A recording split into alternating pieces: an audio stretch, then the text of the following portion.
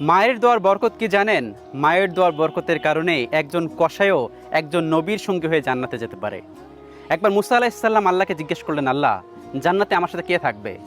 তখন আল্লাহ রাব্বুল আলামিন বললেন, তোমার সাথে একজন কসাই থাকবে। তখন মুসা আলাইহিস সালাম চিন্তা করলেন, আমি এখন পয়গম্বর, আমি একজন নবী, আমার সাথে থাকবে কিনা একজন কসাই? আল্লাহর কাছে বললেন, আল্লাহ, আমি তাকে দেখতে চাই। আল্লাহর কাছে পারমিশন নিয়ে তার কাছে গেলেন তাকে দেখতে। তিনি কসাই, স্বাভাবিক জীবনযাপনই করেন। তিনি প্রত্যেক দিন মাংস কুপিয়ে এক টুকরা মাংস বাসায় নিয়ে আসেন।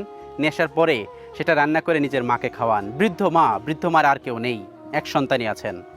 ওই সন্তানকে ওই লোকটি রুটি আর গোস্ত খাওয়ায়, আর সেই মহিলা বিড়বিড় করে কি যেন বলে।